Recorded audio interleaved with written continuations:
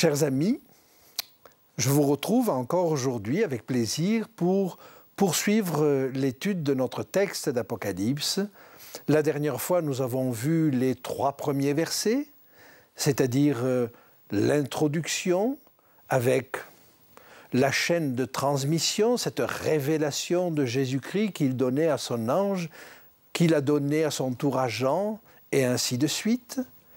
Et puis nous avions vu l'attestation qu'apportait Jean à cela, et enfin la béatitude, le bonheur qu'il y avait à étudier ce texte-là. Eh bien, je vous propose de lire la suite, et la suite, c'est toujours l'introduction du livre, mais ce sont les salutations. Et je vous invite à les lire avec moi au chapitre 1, des versets 4 à 8. Jean, aux 7 églises qui sont en Asie, que la grâce et la paix vous soient données de la part de celui qui est, qui était et qui vient, et de la part des 7 esprits qui sont devant son trône, et de la part de Jésus-Christ, le témoin fidèle, le premier-né des morts et le prince des rois de la terre, à celui qui nous aime, qui nous a délivrés de nos péchés par son sang, et qui a fait de nous un royaume et des sacrificateurs pour Dieu son Père, à lui soit la gloire et la puissance au siècle des siècles. Amen. Voici, il vient sur les nuées, et tout œil le verra, même ceux qui l'ont percé, et toutes les tribus de la terre se lamenteront à cause de lui. Oui, Amen. Je suis l'alpha et l'oméga, dit le Seigneur Dieu, celui qui est, qui était et qui vient, le Tout-Puissant. Voilà donc un texte qui nous donne les salutations.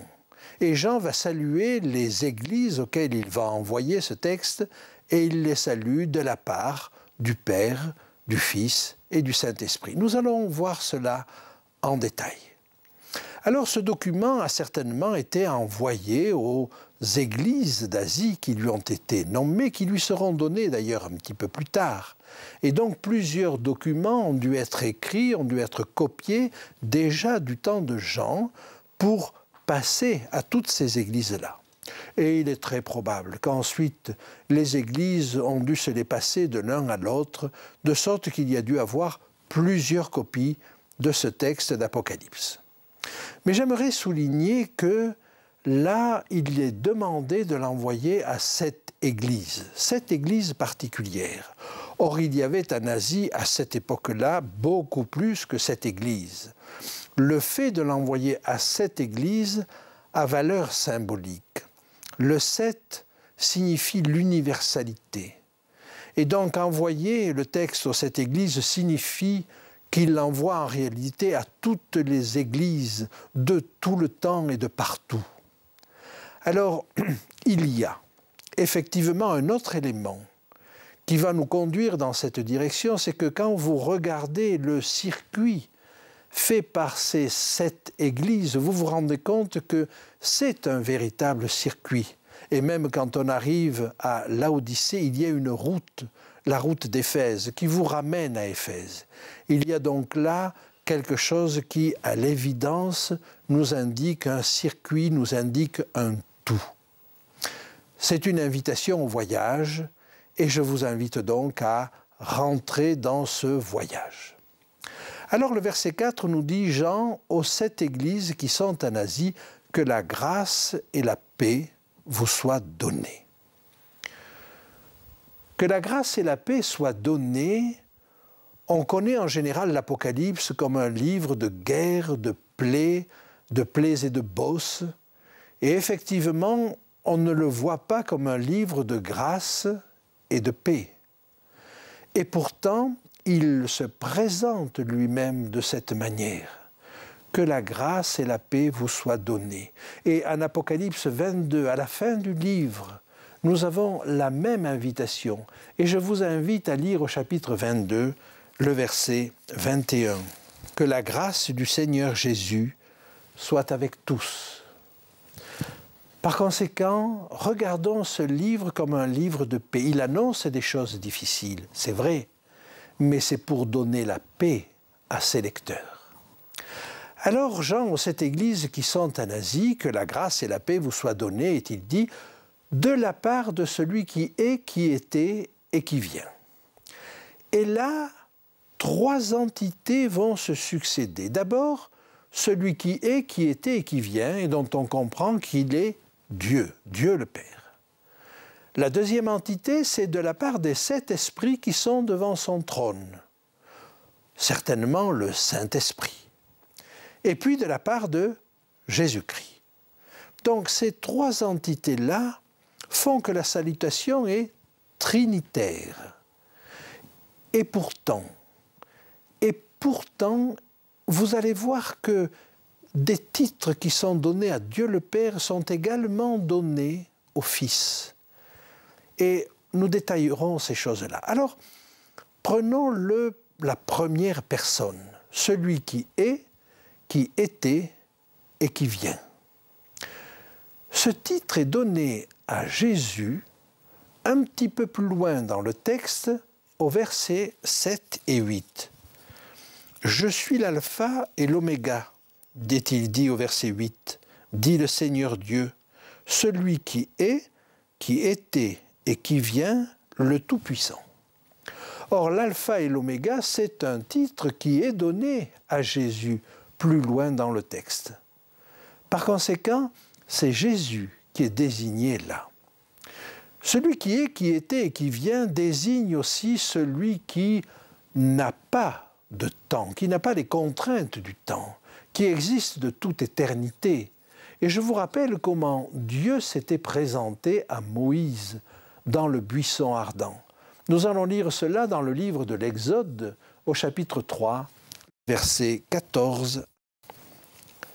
Dieu dit à Moïse, « Je suis celui qui suis. » Et il ajouta, « C'est ainsi que tu répondras aux enfants d'Israël, celui qui s'appelle « Je suis » m'a envoyé vers vous. »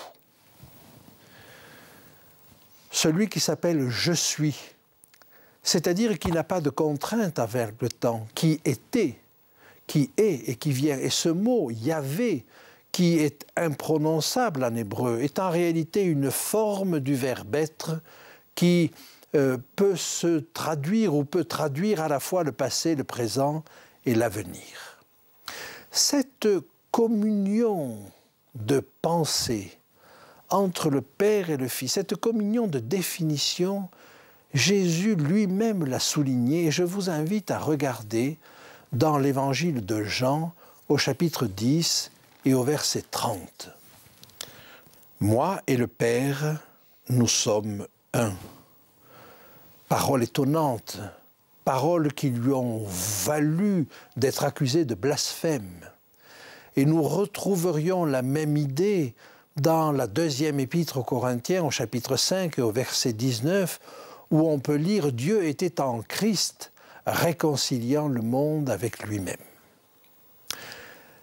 La deuxième entité, la deuxième personne qui lance ces salutations, c'est le sept esprits qui sont devant son trône.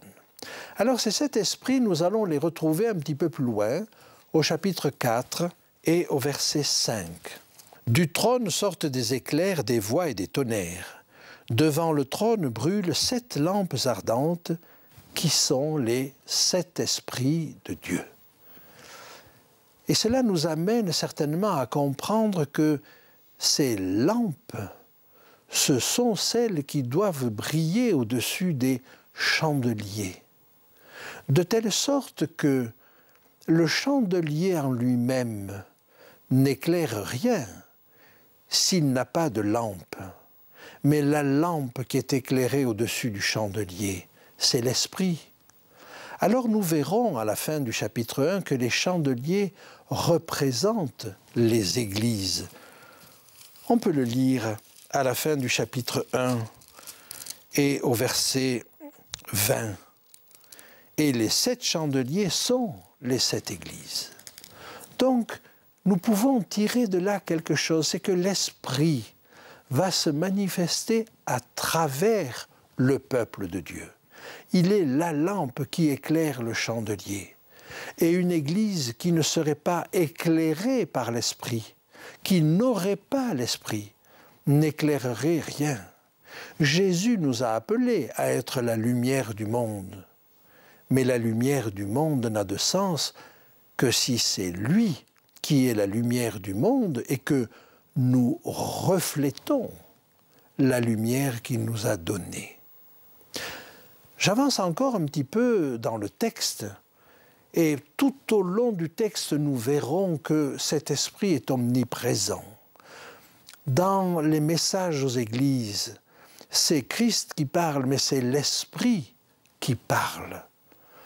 Et il est invité, chaque église, chacun dans l'église est invité à écouter ce que l'esprit dit aux églises. La troisième personne qui salue, nous l'avons au verset 5, c'est Jésus-Christ. Et Jésus-Christ est appelé le témoin fidèle. J'aimerais m'attarder un instant sur cette expression du témoin fidèle. Il est le témoin fidèle parce que, bien sûr, il redonne fidèlement le message qui lui a été donné par son Père. Et lui-même dira qu'il ne fait rien et qu'il ne dit rien qu'il ait reçu de son Père. Mais nous avons là, avec le témoin fidèle, une expression qui est reprise de l'Ancien Testament, et j'aimerais la lire avec vous dans le psaume 89 au verset 37. Sa postérité subsistera à toujours, son trône sera devant moi comme le soleil. Comme la lune, il aura une éternelle durée. Le témoin qui est dans le ciel est fidèle. Ce texte est en train de nous dire quelque chose d'étonnant. Dans ce passage-là, dans ce psaume, psaume d'Étham, il est question des promesses faites à David. Et l'auteur s'étonne. Il s'étonne de ce que les promesses faites à David ne paraissent pas avoir de réalisation. Ces promesses, nous pouvons les lire au début du passage. Et on va lire les versets 1 à 5. Cantique d'Étham, l'Ezrachite. Je chanterai toujours les bontés de l'Éternel. Ma bouche fera connaître à jamais ta fidélité. Car je dis, la bonté a des fondements éternels. Tu établis ta fidélité dans les cieux. J'ai fait alliance avec mon élu. Voici ce que j'ai juré à David, mon serviteur. J'affermirai ta postérité pour toujours, et j'établirai ton trône à perpétuité. J'établirai ton trône à perpétuité. Or, car quand Étham prononce ces paroles-là, les descendants de David ne sont plus sur le trône, et la royauté de David n'est plus ce qu'elle était. Alors comment Dieu va s'y prendre pour réaliser cela ? Et Étham nous dit, mais il y a un témoin dans le ciel qui a enregistré les promesses de Dieu. Et comment vont-elles se réaliser? Eh bien, ce texte d'Apocalypse est en train de nous dire ce témoin dans les cieux qui a écouté les promesses de Dieu. Ce témoin, c'est Jésus. Ce témoin fidèle, c'est Jésus. Et nous allons voir comment il va les réaliser. Mais non seulement il est le témoin des promesses, mais il en est le garant. Et c'est même lui qui va les réaliser. Je vous invite à lire dans le livre du prophète Ésaïe, au chapitre 55, le verset 4. Voici, je l'ai établi comme témoin auprès des peuples, comme chef et dominateur des peuples. Ce verset nous confirme que Jésus est établi comme le témoin. Mais il est établi comme témoin et prince et chef. Lisons le verset 5. Voici, tu appelles des nations et que tu ne connais pas. Et les nations qui ne te connaissaient pas accourent vers toi à cause de l'Éternel ton Dieu, du Saint d'Israël qui te glorifie. Et il y a là une allusion à la prolifération de l'Évangile. Le verset 3 est aussi intéressant. Prêtez l'oreille et venez à moi. Écoutez et votre âme vivra. Je traiterai avec vous une alliance éternelle pour rendre durables mes faveurs envers David. Ah, voilà comment vont être réalisées les promesses faites à David. Elles vont être réalisées à travers Jésus, qui, comme témoin, mais comme prince, va trouver à réaliser, à travers l'alliance qu'il va faire avec le peuple, à réaliser les promesses faites à David. Alors, avançons dans le texte et voyons, mais c'est le premier titre. Jésus est appelé à réaliser les promesses faites à David. Et de la part, nous est-il dit, de Jésus-Christ, le témoin fidèle, mais également le premier-né des morts. Jésus n'est pas le premier ressuscité, mais par contre, il en est l'origine. Et aucune autre résurrection n'aurait pu avoir lieu si il n'y avait pas eu la résurrection de Jésus. On pourrait citer la résurrection de Moïse, on pourrait citer la résurrection du fils de la veuve de Sarepta et bien d'autres encore. Mais le chef de file, c'est Jésus. Il est donc le témoin fidèle, le premier-né des morts, mais regardons comment il nous est défini encore, comme le prince des rois de la terre. Et par conséquent, j'aimerais vous dire qu'il y a là certainement une allusion à ce texte d'Ésaïe 55 où il nous est présenté comme le chef de file, comme le prince des rois de la terre. Le verset 5 nous dit maintenant à celui qui nous aime et qui nous a délivrés de nos péchés par son sang. C'est une chose bien connue que le sacrifice de Jésus est absolument nécessaire à notre salut. Il a fait de nous un royaume et des sacrificateurs pour son Père. Alors, en quoi sommes-nous des sacrificateurs? Nous n'offrons pas des sacrifices. Mais vous savez qu'à partir de la venue de Jésus, il est parlé d'un sacerdoce universel. Nous sommes tous sacrificateurs. Et on peut voir à travers ce qu'était le rôle des sacrificateurs. Ils enseignaient. Ils ne faisaient pas que sacrifier des animaux. Ils enseignaient. Ils enseignaient la loi. Ils enseignaient la connaissance de Dieu. J'aimerais lire avec vous un verset, celui qui se trouve dans le livre du prophète Michée, au chapitre 3 et au verset 11. Ces chefs jugent pour des présents, ces sacrificateurs enseignent pour un salaire, et ces prophètes prédisent pour de l'argent. Il est fait là des reproches aux sacrificateurs qui enseignent, mais pour un salaire. Le rôle du sacrificateur était donc d'enseigner. Il nous est dit ensuite, à lui soit la gloire et la puissance au siècle des siècles. À lui soit la gloire et la puissance au siècle des siècles, et nous allons poursuivre cette lecture parce qu'il est dit « Amen », c'est sûr. Et le verset 7 nous précise « Il vient avec les nuées ». Le fait de venir avec les nuées est repris d'une prophétie de Daniel au chapitre 7, où il est dit que le Fils de l'homme vient sur les nuées. Et tout œil le verra, même ceux qui l'ont percé. Tout œil le verra. Le retour de Jésus ne se fera pas incognito. Tout œil le verra. Et même ceux qui l'ont percé, même ceux qui ont été ses plus grands ennemis, assisteront à son retour. Et le verset 7 nous dit « Et toutes les tribus de la terre se lamenteront à cause de lui ». Oui, la description du retour de Jésus qui nous est faite dans l'Apocalypse n'est pas la description glorieuse que nous avons l'habitude de voir, parce que c'est vu du côté des réprouvés que ce texte nous est décrit. Et nous l'avons en Apocalypse 19. Et j'en arrive au dernier verset que nous avons à étudier. « Je suis l'alpha et l'oméga, dit le Seigneur Dieu, celui qui est, qui était et qui vient, le Tout-Puissant.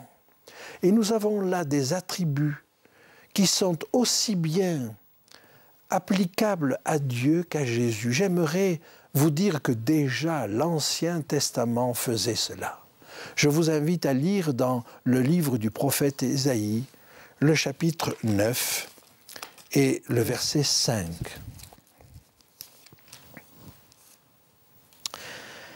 Déjà dès le verset 5, « Car un enfant nous est né, un fils nous est donné, et la domination reposera sur son épaule.